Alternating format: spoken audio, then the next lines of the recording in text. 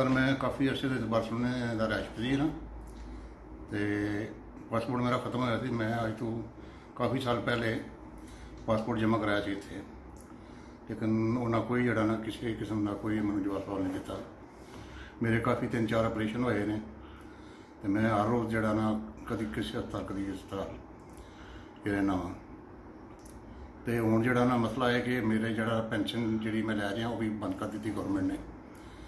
तो कहना यहाँ पासपोर्ट अपना लैके आ तो यहाँ मतलब है कि असी जड़ा ना इनू रिज्यूम करांगे। मैं सुबह फिर आया अंबैसी आके इन्हों को सारी इनफॉर्मेशन लईए तो इमरान साहब जड़े ने तो स्टेट पाकिस्तान के इन्होंने मेरा जड़ा ना वो तामन होया।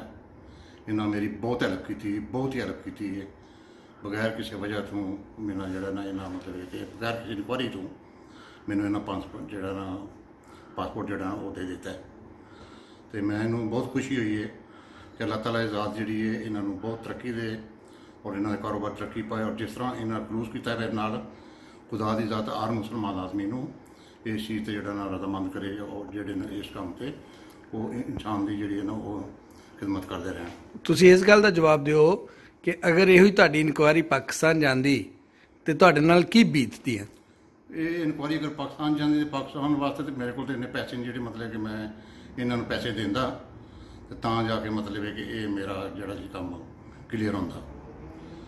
तो इमरान साहब ने मेरी जी ने इन्नी हेल्प की कि मैं बीमार जड़ा आदमी है मैं जड़ा ना वो इन्ना को मेरे जान आ गई। मैं मतलब खुश हो गया कि अल्लाह ताला ने हुण भी इस दुनिया के काफ़ी अच्छे इंसान जड़े ने भेजे ने जोड़े लोग इंसान की खिदमत जी है ना उन्होंने वास्ते जड़ा ना जज्बा रखते हैं और उन्होंने करते हैं पे जिन्होंने बिचों मैं अज इमरान साहब का जड़ा ना वो तह दिल शुक्रिया अदा करना नाल पूरे अमले का जोड़े अमले है ने इतने मतलब अंबैसी के हर आदमी ने मैंने बहुत तामन किया है, बहुत ही तामन किया है। मैंने बहुत वेलकम किया ने खाना शाना उन्हें पूछा ने चाह काफ़ी पीती है कोई किसी मैंने प्रॉब्लम नहीं पई। बहुत मैंने वेलकम किया। मैं कभी सोच भी नहीं सकता मतलब कि मेरे नाल इंज की जी सूरत हाल है जी मतलब कि मैं अंबैसी जाके वेखांगा। यह मेरा पहला चांस है। वो भी अमले की मतलब कि बहुत मेहरबानी उन्होंने मेरे बहुत तामन किया बहुत ही तामन किया थले गेट तो लैके उत्ते तक। बहुत शुक्रिया सर।